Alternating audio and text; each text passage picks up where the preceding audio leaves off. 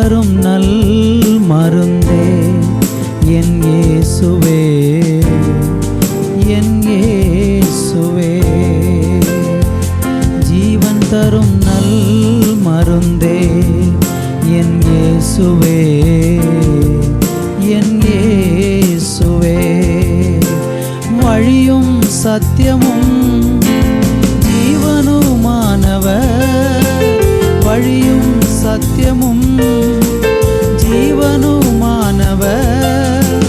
நித்திய ஜீவனை நம்மில் தருபவர், நித்திய ஜீவனை நம்மில் தருபவர். ஜீவன் தரும் நல் மருந்தே என் இயேசுவே, என் இயேசுவே. ஜீவன் தரும் நல் மருந்தே என் இயேசுவே, என் இயேசுவே.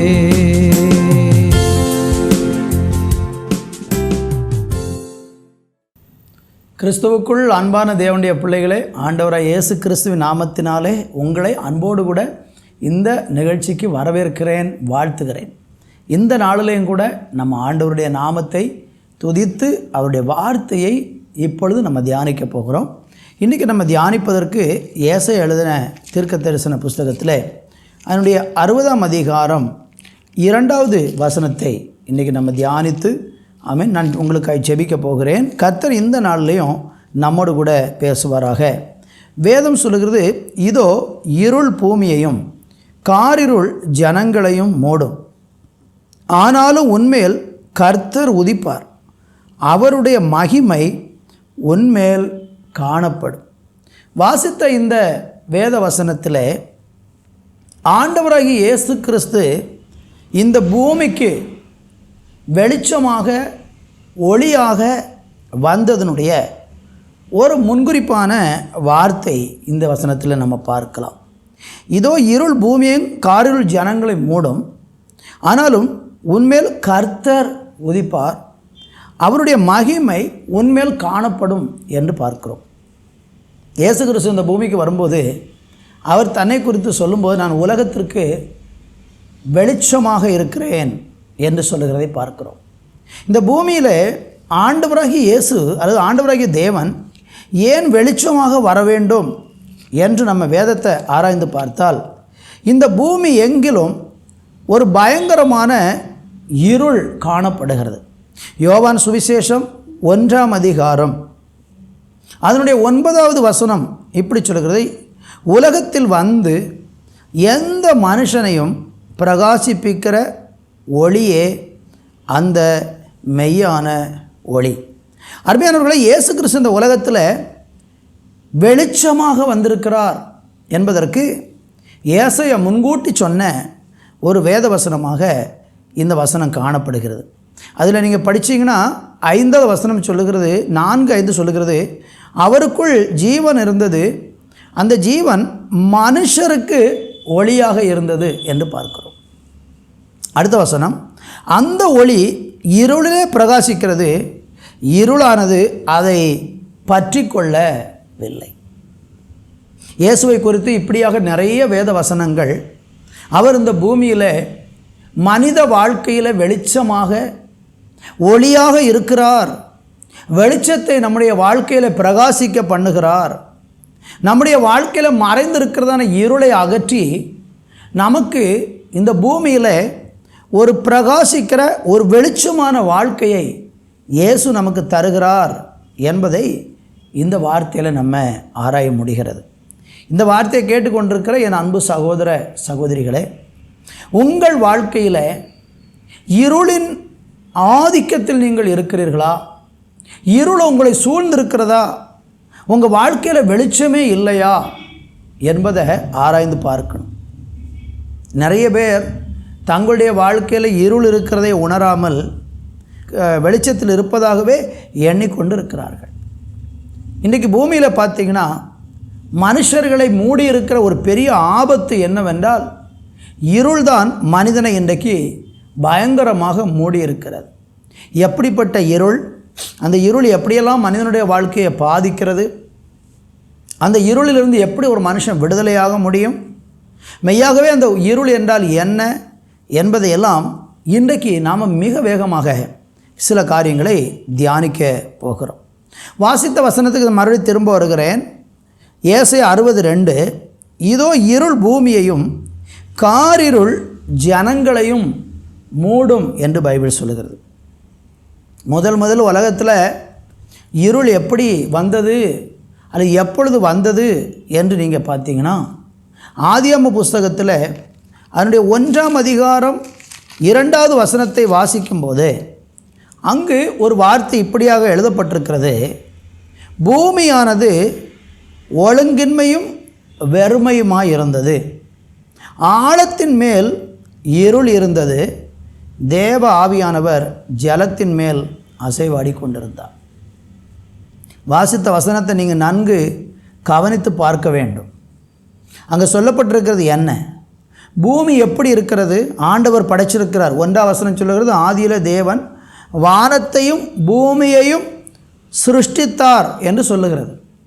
அப்போ கடவுள் படைச்ச ஒரு பூமியும் ஒரு வானமும் எப்படி இருக்கிறதாம் பாருங்கள், ஒழுங்கின்மையும் வெறுமையுமாக. அந்த பூமி ஒழுங்கில்ல வெறுமையுமாக இருக்கிறது. கடவுள் படைக்கும் போதே அது எப்படி ஒழுங்கீனமாய் மாறியது? ஆண்டவர் படைக்கிறது எல்லாமே அழகாக தானே படைப்பார். ஒழுங்கீனமாகவே ஆண்டவர் செய்வாரா? செய்யவே மாட்டார். உலகத்திலே இருக்கிறதுலையே எல்லாவற்றையும் ஒழுங்குபடுத்துகிறவர் நம்முடைய தேவன். அவருக்கு எதையுமே ஒழுங்கீனமாக செய்ய தெரியாது. நம்மளை படைச்சிருக்கிறார், அழகாக படைச்சிருக்கிறார், அருமையாக படைச்சிருக்கிறார், ஞானமாக படைச்சிருக்கிறார். அவருடைய சிருஷ்டி, அவருடைய படைப்புகள் எல்லாமே மனுஷனுக்கு இன்றைக்கும் ஆச்சரியத்தை கொண்டு வருகிறது. இந்த உலகம் உண்டாகி பல ஆயிரம் ஆண்டுகள் ஆகிறது. இன்றைக்கும் மனிதனுடைய கண்டுபிடிப்புகள், கடவுளுடைய படைப்பு எவ்வளோ வினோதமாக இருக்கிறது, விந்தையாக இருக்கிறது, ஆச்சரியமாக இருக்கிறது என்றெல்லாம் மனிதன் பிரமிக்கும் விதத்தில் கடவுளுடைய படைப்புகள் ரொம்ப அருமையானதாக இருக்கிறது. அப்படியானால் நான் உங்களுக்கு சொல்ல விரும்புகிறேன், ஆண்டவர் ஒழுங்கினமாக எதை படைப்பாரா? இல்லை, எல்லாம் ஒழுங்காக படைப்பார். ஆனால் இங்கே பைபிள் சொல்கிறது பூமியானது ஒழுங்கின்மையும் வெறுமையுமாக இருந்தது, ஆழத்தின் மேலே இருள் இருந்தது என்று பார்க்கும். என்ன அர்த்தம்? இதை குறித்து பல வேத ஆராய்ச்சியாளர்கள் என்ன சொல்கிறாங்கன்னா, ஆண்டவர் அழகாக வானத்தையும் பூமியெல்லாம் படைத்தார். ஆனால் பிசாசு என்ன பண்ணினோம்னா, பெருமை கொண்டு, அந்த லூசிபருங்கிற தூதன் பெருமை கொண்டு அவன் தேவ சமூகத்தில் நான் தேவனுக்கு மேலாக என்னுடைய சிங்காசனத்தை வைப்பேன், தேவனைப் போல ஆராதனைக்கு தகுதி அடைவேன்னு சொல்லி கடவுளை விட லூசிபர் என்கிற தூதன் தன்னை உயர்த்தின போது தேவ கோபம் அவன் மேல் வந்ததுனால அவனை தேவன் இந்த பூமியில் கீழே தள்ளினார் என்று எசேக்கியேல் நம்ம படிக்கிறோம். அப்படி லூசிபரை தேவன் பூமியில் தள்ளின போது அந்த பூமி எப்படி மாறிற்று? ஒழுங்கின்மையும் வெறுமையுமாக மாறியது. அதற்காக ஆண்டவர் அந்த பூமியை அழிக்காரா? இல்லை. ஆண்டவர் என்ன செஞ்சார்? தேவ ஆவியானவர் ஜலத்தின் மேல் அசைவாடினார். அடுத்து தேவன் 3ஆம் வசனம் சொல்லுகிற, தேவன் வெளிச்சம் உண்டாக கடவது என்றார், வெளிச்சம் உண்டாயிற்று. வெளிச்சம் நல்லது என்று தேவன் கண்டார், வெளிச்சத்தையும் இருளையும் தேவன் வெவ்வேறாக பிரித்தார். என்னை கேட்கிற அருமையானவர்கள், ஆண்டவர் எவ்வளோ அழகாக செய்கிறார் பாருங்க. வெளிச்சத்தை தேவன் உண்டாகட்டும்னு சொன்னவனது உண்டாயிற்று, அது வெளிச்சம் நல்லதுன்னு கண்கிறார். ஏன் ஆண்டவர் வெளிச்சத்தை நல்லது என்று கண்டார் என்றால், இருள் மனிதனுடைய வாழ்க்கையை பல விதத்தில் பாதித்து கொண்டிருக்கிறது. இந்த வார்த்தையை கேட்டுக்கொண்டிருக்கிற உங்கள் வாழ்க்கையில் இன்றைக்கு நீங்கள் கடந்து போகிற கசப்பான அனுபவங்கள் உங்களுடைய வாழ்க்கையில் ஒரு இருள். இன்றைக்கு பாவத்தில் நீங்கள் விழுந்து அதிலிருந்து வெளியே வர முடியலை அப்படின்னு சொல்லி தவிக்கிறீங்கன்னா அது உங்களை பாதித்திருக்கிற ஒரு இருள். இன்னும் சில வியாதியின் கொடுமையில் கஷ்டப்படுகிறீங்கன்னா அது உங்களுக்கு உங்கள் வாழ்க்கையில் இருக்கிற ஒரு இருள். இப்படி சொல்லிக்கொண்டே போக முடியும். மனித வாழ்க்கையில் பல விஷயங்கள் இருளாக அந்தகாரமாக வந்து அவனை வெளிச்சத்தில் வாழ விடாமல், சந்தோஷமாய் வாழ விடாமல் அவனுடைய வாழ்க்கையை பயங்கரமாக பாதித்து கொண்டிருக்கிறது. இந்த இருளை எங்கிருந்து வருகிறதுன்னு பார்க்க முடியுமா? முடியவே முடியாது. யோபின் புஸ்தகத்தில் 22ஆம் அதிகாரம் அதனுடைய 11வது வசனத்தை நம்ம வாசித்தால் வேதம் சொல்லுகிறது, நீ பார்க்கக்கூடாதபடிக்கு இருள் வந்தது, ஜலப்பிரவாகம் உம்மை மூடுகிறது. மனுஷ வாழ்க்கையில் இருள் சில நேரம் பார்க்க முடியாமல் ரொம்ப சடுதியில் நல்லா பிரகாசமாக வாழ்ந்துக்கிட்டு இருந்த சில விளக்குகள் வேகமாக அணைந்து போய்விடுகிறது. வாழ்க்கையில் நல்ல உயர்வை பெற்று நல்ல மகிழ்ச்சியோடு நல்ல சந்தோஷமாக இருந்த வாழ்க்கையில் குடும்பத்தில் திடீரென்று பார்க்கக்கூடாதபடிக்கு இருள் வந்தது. யாரும் எதிர்பாராத விதமாக சிலருடைய வாழ்க்கை அப்படியாக தாறுமாறாய் மாறிவிடுகிறது. பெரிய கனவுகளோடு பெரிய எதிர்பார்ப்போடு எதிர்காலத்தை குறித்து பயங்கரமாக திட்டமிட்டு பணங்களை சேர்த்து சம்பாதித்து நல்ல ஒரு உயர்ந்த ஸ்தானத்தில் போய் நல்லா இருக்கணும்னு முயற்சிக்கிற நிறைய பேருடைய வாழ்க்கையில் எதிர்பாராத இருள், பார்க்கக்கூடாதபடி படிக்கு இருள் வந்தது என்று சொன்னது போல சடுதியில் இருள் வந்து மூடிக்கொள்ளுகிறது. கனவுகளெல்லாம் நொறுங்கி போனது, எல்லாமே தாறுமாறானது. சிலருடைய வாழ்க்கை ஒரே நாளில் அவர்கள் மிகவும் பாதாளத்தில் தள்ளப்பட்டது போல இருக்கிற சூழ்நிலை உண்டாகிறது. இந்த வார்த்தையை கேட்டுக்கொண்டிருக்கிற உங்கள் வாழ்க்கையில் ஏதோ ஒரு விதத்தில் பார்க்கக்கூடாதபடிக்கு இருள் உங்களை வேகமாய் கவ்விக்கொண்டதா, பிடித்து கொண்டதா? உங்களுக்கு அருமையானவர்களை இழந்தது நிமித்தம் உங்களுக்கு எல்லாமே அந்தகாரப்பட்டு விட்டதா? உங்களுடைய வேலையில் ஏற்பட்ட இழப்பு ஒரு அந்தகாரத்தை கொண்டு வந்து விட்டதா? உங்கள் வியாபாரத்தில், உங்கள் குடும்ப வாழ்க்கையில், உங்கள் பிள்ளைகள் உங்களுக்கு கீழ்ப்படியாமல் போனதுனால, நீங்கள் ரொம்ப நேசித்தவர்கள் உங்களை வெறுத்து ஒதுக்கி தள்ளி உங்களை புறம்பாக்குனதுனால உங்கள் வாழ்க்கை இன்றைக்கு அந்தகாரப்பட்டு விட்டதா? நல்ல பலத்தோடு ஆரோக்கியத்தோடு இருந்த வாழ்க்கையில் திடீரென்று வியாதியின் கொடுமை வந்து இருளாக மாறிப்போனதா? ஆண்டவராக இயேசு இந்த பூமியில் இருளான மனுஷனுடைய வாழ்க்கையில் வெளிச்சத்தை கொண்டு வர விரும்புகிறார். அதனால தான் நம்ம ஏசாயாவில் படித்தோம், இருள் ஜனங்களையும் காரிருள் பூமியையும் மூடும், ஆனால் பைபிள் சொல்லுகிறது, உன்மேல் கர்த்தர் உதிப்பார், அவருடைய மகிமை உன்மேல் காணப்படும். இருள் இந்த பூமியை மூடலாம், காரிருள் ஜனங்களை மூடலாம், ஆனால் மனுஷனுடைய வாழ்க்கையில் கர்த்தர் வெளிச்சமாக உதிப்பேன் என்று வாக்கு பண்ணுகிறார். இன்றைக்கி அப்படிப்பட்ட ஒரு நிலையில் நீங்கள் இருளின் ஆதிக்கத்தில் பிடிக்கப்பட்டு என் வாழ்க்கையே அந்தகாரமாகி விட்டது, நான் விழுந்து போனேன், நான் எப்படி இதிலிருந்து எழும்பி வரப்போகிறேன், இந்த இருளை நான் எப்படி கடந்து போகப் போகிறேன், இந்த இருளிலிருந்து நான் எப்படி மேலே வரப்போகிறேன் என்று நீங்கள் யோசித்து கொண்டிருக்கிறீங்கன்னா, கர்த்தர் உங்களுக்கு சொல்லுகிறார், அந்த இருளிலிருந்து உங்களை தூக்கிவிட இயேசு வல்லவராக இருக்கிறார். யோபுவின் புஸ்தகத்தில் 38ஆம் அதிகாரத்தில் 19வது வசனத்தை நம்ம வாசிக்கும்போது ஆண்டவருடைய வார்த்தை சொல்லுகிறது, வெளிச்சம் வாசமாயிருக்கும் இடத்துக்கு வழி எங்கே, இருள் குடிகொண்டிருக்கும் ஸ்தானம் எங்கே? யாருக்கும் தெரியாது. பாருங்கள், நம்ம பகலில் இருந்தோம், இரவு வருகிறது, திடீரென்று பகல் அப்படியே மறைந்து எப்படி இருள் எங்கிருந்து வருகிறது யாருக்காவது தெரியுமா? கண்டே பிடிக்க முடியாது. ஒரு குறிப்பிட்ட இடத்துலேருந்து கொஞ்சம் கொஞ்சமாக இருள் வருகிறதா? இல்லை. அந்த இருள் எங்கிருந்து வருகிறது என்று இதுவரைக்கும் யாராலும் கண்டுபிடிக்கவே முடியவில்லை. என்னை கேட்டுக்கொண்டிருக்கிற அருமையானவர்களே, உங்கள் வாழ்க்கையில் இருள் இன்றைக்கி உங்களை எங்கிருந்து மூடுகிறது என்று நீங்கள் கண்டுபிடிக்க முடியாத அளவுக்கு இருக்கலாம். ஒரு இருள் எப்படி வரும் என்றால், வேதத்தில் நம்ம ஆராய்ச்சி பார்த்திங்கன்னா, சூரியன் அஸ்தமிக்கும் போது அல்லது சந்திரன் அஸ்தமிக்கும் போது அப்படியே பூமியில் இருள் வருகிறதை பார்க்கும். உங்கள் வாழ்க்கையில் தேவனோடு கூட உறவு சரியில்லாமல் மெய்யான ஒளியாகிய தெய்வத்தை நீங்கள் அறியாமல் இருக்கிற வரைக்கும் உங்கள் வாழ்க்கையில் ஒளியை பார்க்கவே முடியாது. 2 கொரிந்தியர் 4ஆம் அதிகாரத்தில் வாசித்தீங்கன்னா அங்கு ஒரு மனுஷனுடைய வாழ்க்கையில் இருள் எப்படி வந்து அவனை பாதித்து அவனுடைய வாழ்க்கையை முழுவதையுமே அந்தகாரப்படுத்துகிறது என்பதை வாசிக்க முடிகிறது. 4ஆம் அதிகாரம் 4வது வசனம் 2 கொரிந்தியரில் சொல்லப்பட்டிருக்கு. தேவனுடைய சாயலாயிருக்கிற கிறிஸ்துவின் மகிமையான சுவிசேஷத்தின் ஒளி அவிசுவாசிகளாய் அவர்களுக்கு பிரகாசமாக இராதபடிக்கு இப்பிரபஞ்சத்தின் தேவனானவன் அவர்களுடைய மனதை குருடாக்கி போட்டான். இருள் எங்கிருந்து வருகிறது என்பதற்கு வேதம் நமக்கு சொல்லுகிற ஆதாரம் என்ன? எப்படி ஒரு மனிதனுடைய வாழ்க்கையில் திடீரென்று இருள், அவன் வாழ்க்கை இருண்டு போவதற்கு காரணம் என்ன? ஒரு மனுஷனுடைய வாழ்க்கை ஒரே நாளில் அப்படி தாறுமாறாய் போவதற்கு காரணம் என்ன? ஒரு மனிதனுடைய வாழ்க்கையில் வீழ்ச்சி வருவதற்கு காரணம் என்ன? தோல்வி வருவதற்கு காரணம் என்ன? எல்லாத்துக்கும் காரணம் யாருன்னா பைபிள் அழகாய் சொல்லுகிறது, இப்பிரபஞ்சத்தின் தேவனானவன் மனதை குருடாக்கினான்.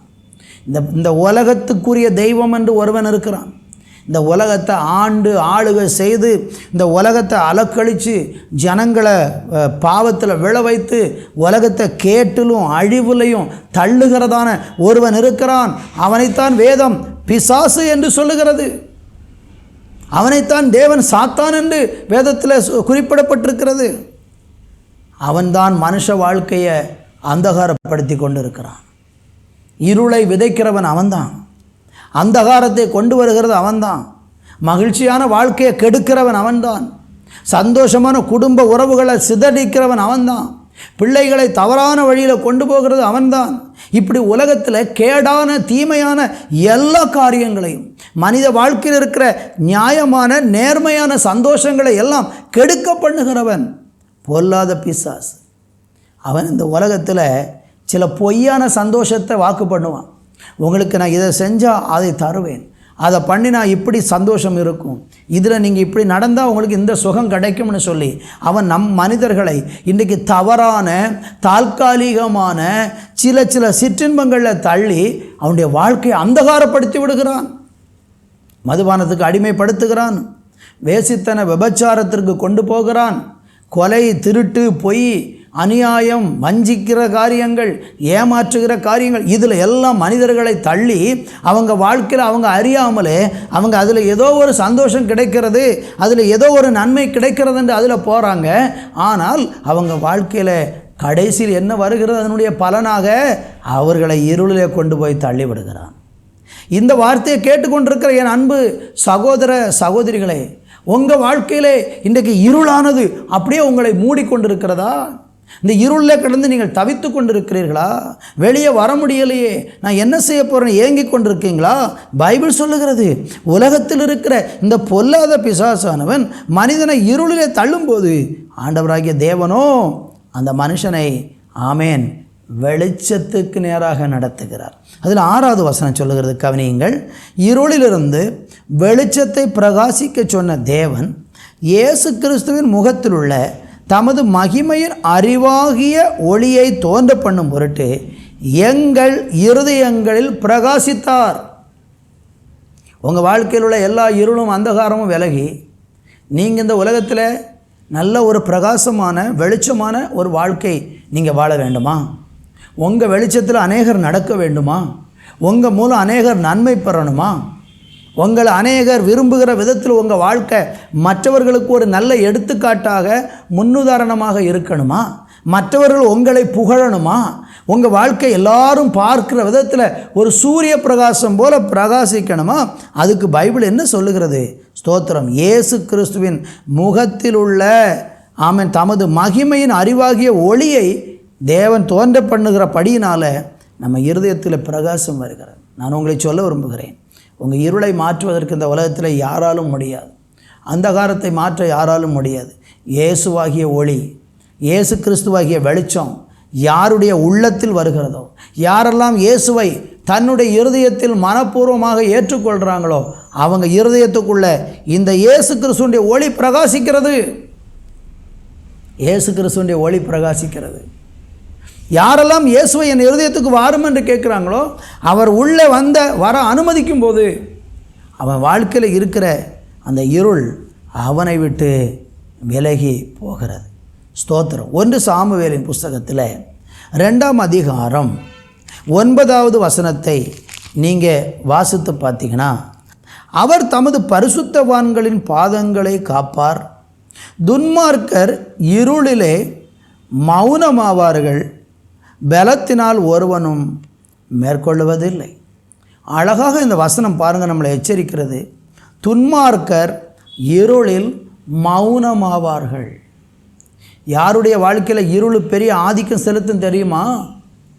யாருக்குள்ளெல்லாம் இருள் அவங்கள மௌனமாக்கி அவங்க வாழ்க்கைக்கு ஒரு சமாதி கட்டும் தெரியுமா? யாரையெல்லாம் இருள் பாதித்து அவங்களை பாதாளத்துக்கு நரகத்துக்கு கொண்டு போகும் தெரியுமா? துன்மார்க்கமாய் வாழ்கிறவர்கள். உலகத்தில் சன்மார்க்கமாய் வாழ்கிற ஒரு கூட்டம் மக்கள் உண்டு, துன்மார்க்கமாய் வாழ்கிற ஒரு கூட்டம் மக்கள் உண்டு. 3வது ஒரு கூட்ட மக்கள் இருக்கிறாங்க, நீதிமான்களாக பரிசுத்தவான்களாக வாழ்கிற ஒரு கூட்டம் உண்டு. சன்மார்க்கர்கள் யார்? அவங்க யாருக்கும் நல்ல கேடு செய்யக்கூடாதுன்னு சொல்லி சுய கட்டுப்பாட்டில் வாழ்கிறவங்க. அவங்களுக்கு இருதயத்தில் எப்பவும் ஒரு பெருமை இருக்கும். நான் 10 பேருக்கு தானம் பண்ணினேன், அதனால் இன்றைக்கி நான் நல்லா இருக்கிறேன். நான் எங்கள் வீட்டில் எல்லாருக்கும் பசித்து வர்றவங்களுக்கெல்லாம் உணவு கொடுப்பேன், அதனால் நான் இன்றைக்கி நல்லா இருக்கிறேன். ஒரு மிருகத்துக்கு கூட நான் ஒரு தீமை செய்ய மாட்டேன், யாருக்கும் நான் எந்த தீங்கும் செய்ய மாட்டேன், அதனால் நான் இன்றைக்கி நல்லா இருக்கிறேன்னு சன்மார்க்கர்கள் தங்களுக்குள்ள ஒரு பெருமையோடு தான் இருப்பாங்க. பெருமையுள்ளவனோடு தேவன் எதிர்த்து நிற்கிறார்னு பைபிள் சொல்லுகிறது. அது பாவம்தான். இவங்க செய்யக்கூடிய சன்மார்க்கத்தையெல்லாம் விட அவங்க பெருமைப்படுறாங்க பாருங்கள், அந்த பெருமை ஒரு பயங்கர பாதிப்பை அவங்களுக்குள்ளே கொண்டு வரும். துன்மார்க்கர்கள் எப்படி? குடித்து வெறித்து நாடறிய ஊரறிய உலகம் அறிய எல்லா தப்புகளையும் செஞ்சு எல்லாராலும் நிந்திக்கப்பட்டு செய்கிற தவறை வெளிப்படையாக செஞ்சுக்கிட்டே இருப்பாங்க. ஆனால் நீதிமான்களும் பரிசுத்தவான்களும் யாருன்னா, சன்மார்க்கர்களைப் போல ஒரு காலத்தில் பெருமையாய் வாழ்ந்து, துன்மார்க்கர்களைப் போல எல்லாரும் தெரிய பாவம் செய்து வாழ்ந்து, கடைசியில் ஐயோ எனக்கு யாரும் இல்லையே, நான் இப்படி இருளில் வாழ்கிறேனே, எனக்கு ஒரு வெளிச்சம் தேவை என்று இயேசு கிறிஸ்துவிடத்தில் வந்து அந்த இயேசுடைய இரத்தத்தினால் கழுகப்பட்டு அவங்க பரிசுத்தமாக்கப்பட்டு சுத்திகரிக்கப்படுகிறதான ஒரு மனுஷன், அவன்தான் நீதிமானாக மாறுகிறான். இன்றைக்கி உங்கள் வாழ்க்கையில் உங்களை இருளிலிருந்து விடுதலையாக்குறதற்கு ஒருவர் இருக்கிறார், அவர் தான் இயேசு. அவருடைய இரத்தத்தினால் நீங்கள் கழுகப்பட்டீங்கன்னா, அவர் அன்றைக்கு வந்து இயேசுவே என் வாழ்க்கையின் இருளை அந்தகாரத்தை என்னை விட்டு எடுத்து போடுங்கப்பா என்று நீங்கள் கேட்டிங்கன்னா, இயேசு கிறிஸ்து உங்கள் வாழ்க்கையின் இருளை உங்களை விட்டு அகற்றி உங்களை ஆசீர்வதிப்பார். துன்மார்க்கர் இருளில் மௌனமாவார்கள். நான் உங்களுக்கு சொல்லுகிறேன், நீங்கள் இன்றைக்கு இருளிலே வாழ்ந்து கொண்டிருக்கிறீங்கன்னா, இந்த இருள் உங்களை கொண்டு போய் சமாதி கட்டிடும், உங்கள் வாழ்க்கையவே முடிச்சு போட்டுரும். நீங்கள் இன்றைக்கி பாவ இருளிலே அந்தகார இருளிலே நீங்கள் வாழ்ந்து கொண்டு நீங்கள் உங்கள் இருள வாழ்க்கையில் இருக்கிற இருளை போக்குறதுக்கு வெளிச்சமாகி இயேசுவண்டைக்கு நீங்கள் வராமல் நீங்கள் உங்கள் இஷ்டப்படி நீங்கள் துன்மார்க்கமாய் வாழ்ந்து கொண்டே போகிறீங்கன்னா, உங்கள் துன்மார்க்கம் உங்களை மௌனத்தில் இறங்க பண்ணிவிடும். நான் உங்களோடு அன்போடு கூட ஒரு அழைப்பு விடுகிறேன், வந்து விடுங்கள் இயேசுவண்டைக்கு, வந்து விடுங்கள் ஆண்டவர் அண்டைக்கு, வந்துவிடுங்கள் கர்த்தர் அண்டைக்கு. அவர் உங்களுடைய வாழ்க்கையின் இருளை வெளிச்சமாக மாற்றுவார். இன்னொரு யோபின் புஸ்தகத்தில் படித்தா 12:25 நமக்கு இப்படியாக சொல்லுகிறது. அந்த வசனத்தை நான் வாசிக்கிறேன், நீங்கள் கவனமாய் கேளுங்கள்.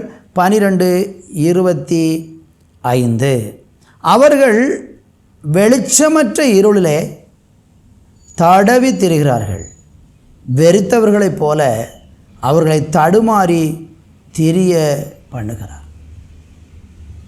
ஒரு மனுஷன் இருளில் நடக்கிறான் என்றால்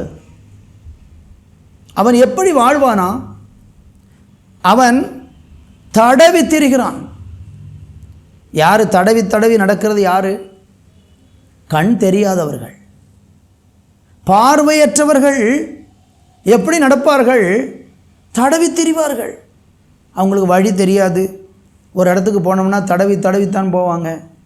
இன்றைக்கி நிறைய பேருடைய வாழ்க்கை துன்மார்க்கமாக இருளில் வாழுகிற மனுஷர்கள் தடவி திரிவது போல, எங்கே போகிறது, எப்படி போகிறது, என்ன செய்வது, அதை எப்படி செய்வதுன்னு தெரியாமல் இன்றைக்கி பார்வையற்ற ஒரு மனிதனைப் போல இன்றைக்கி நிறைய பேர் தடுமாறுகிறதை, தடவி திரிகிறதை பார்க்கிறோம். அவங்க தடுமாறுகிறது தடவி திரிகிறது மாத்திரமல்ல, அவங்க தடுமாறுகிறார்கள் என்று வேதம் சொல்லுகிறது. உங்கள் வாழ்க்கையில் இன்றைக்கி தடுமாற்றத்திற்கு காரணம் என்ன? உங்கள் வாழ்க்கையில் நீங்கள் தடவி திரிவதற்கு காரணம் என்ன? உங்களை பாவ இருள் மூடி இருக்கிறது, உங்களை அந்தகாரம் ஆட்கொள்ளுகிறது. ஆனாலும் உங்களுக்கு ஸ்டடியாக நடக்க முடியல, தடவி திரிகிறீர்கள், தடுமாறி விழுகிறீர்கள்.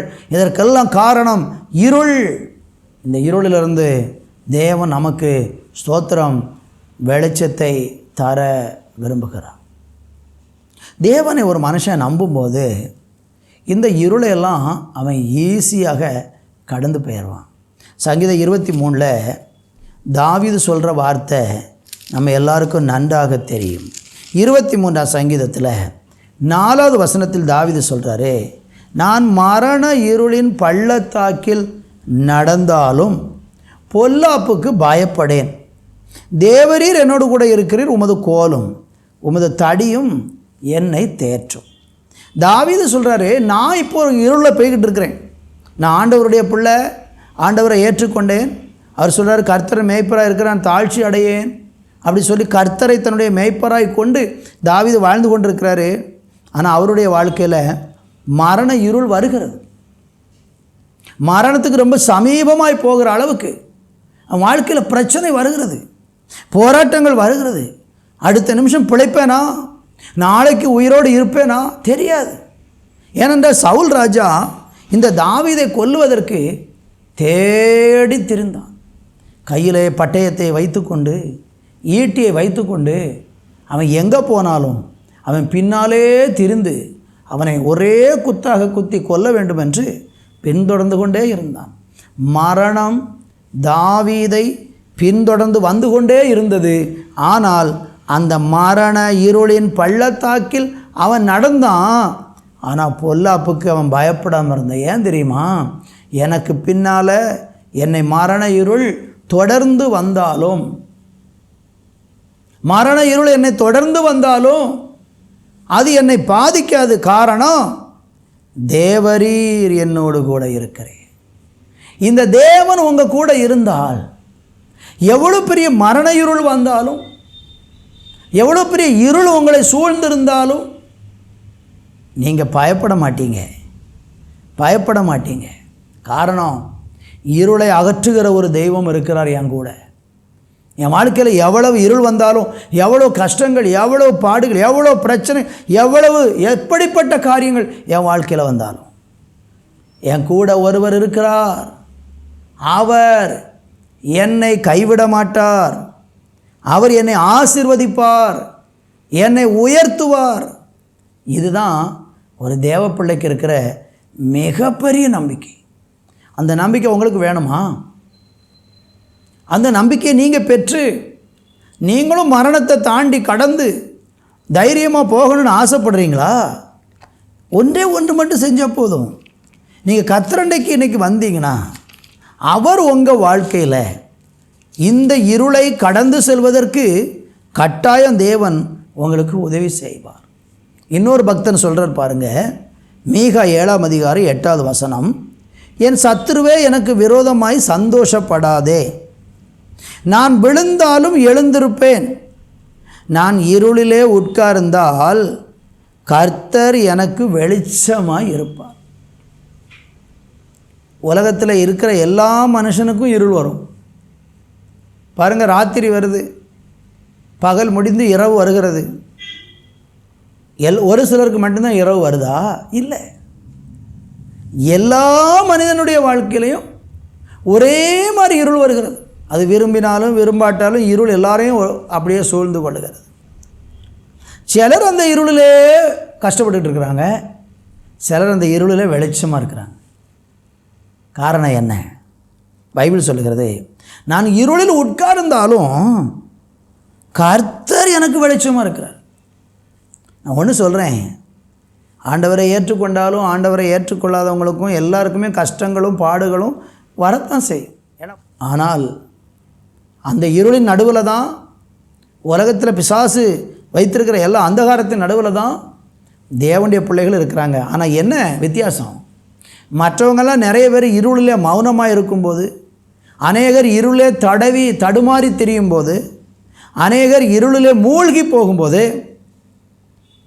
தேவனுடைய பிள்ளைகள், இயேசுவை ஏற்றுக்கொண்ட மனிதர்கள் வாழ்க்கையின் எந்த இருளையும் கடந்து போக அவங்களுக்கு ஆண்டவர் பலம் கொடுப்பார்.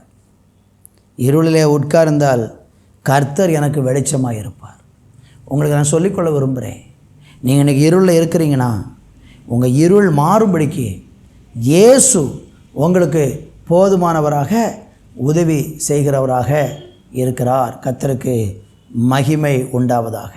இன்றைக்கி நான் உங்களுக்கு சொல்லுகிறேன், ஆண்டவர் உங்கள் வாழ்க்கையிலையும் இன்றைக்கி இருக்கிற அந்த மரணக்கட்டை அல்லது இன்றைக்கி இருக்கிற அந்த இருளை கர்த்தர் கட்டாயமாக அறுத்து போடுவார்.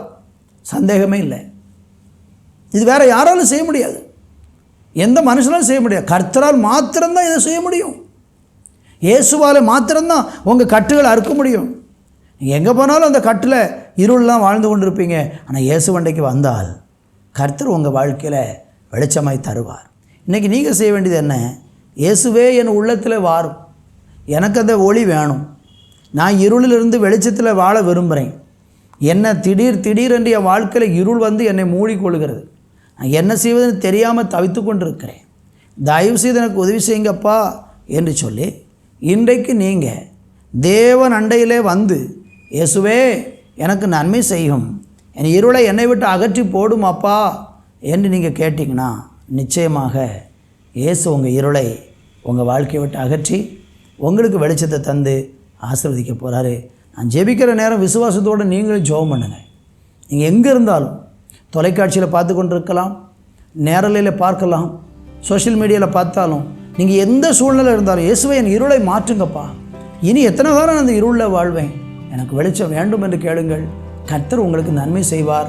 நான் உங்களுக்காக ஜெபிக்க போகிறேன். தகப்பனே, உங்கள் பிள்ளைகளுக்காக ஜெபிக்கிறேன். யாரெல்லாம் இருளிலே தவித்து கொண்டு இருக்கிறார்களோ, யாரெல்லாம் இருளிலே போராடி கொண்டிருக்கிறார்களோ, வெளிச்சத்தை காண முடியாமல் அந்தகாரத்தில் தவிக்கிற பிள்ளைகள், இயேசு கிறிஸ்துவின் முகத்தில் உள்ள அந்த வெளிச்சத்தின் மூலமாய் இன்றைக்கு உடைய பிள்ளைகள் ஆண்டவரை பிரகாசமாய் மாறட்டும் என்று ஜெபிக்கிறேன். அவங்க இருளை, அவங்க இருதயத்தை மூடி இருக்கிற காரிருள், சிந்தனையை மூடி இருக்கிற காரிருள், ஆண்டவரை எண்ணங்களை மூடி இருக்கிற காரிருள், சரீரத்தை பாவத்தினாலே அடக்கி வச்சிருக்கிற இருளின் ஆவிகள் இயேசுவின் நாமத்தில் உங்கள் பிள்ளைகளுடைய வாழ்க்கை விட்டு முற்றிலுமாய் அழிக்கப்படுவதாக என்று சொல்லி ஜெபிக்கிறேன். அப்படி செய்ய போகிற நல்ல கிருபைக்காக நன்றி. தொடர்ந்து கூட இரும், பெரிய காரியங்களை செய்யும். துதிகன மகிமையெல்லாம் நமக்கு செலுத்துகிறோம் இயேசுவின் நாமத்தில் பிதாவே. ஆமேன், ஆமேன். அன்பு தேவ பிள்ளைகளே, மற்றொரு நிகழ்ச்சியில் உங்களை சந்திக்கும் வரை தேவ சமாதானம் உங்களோடு இருப்பதாக. ஆமேன், ஆமேன்.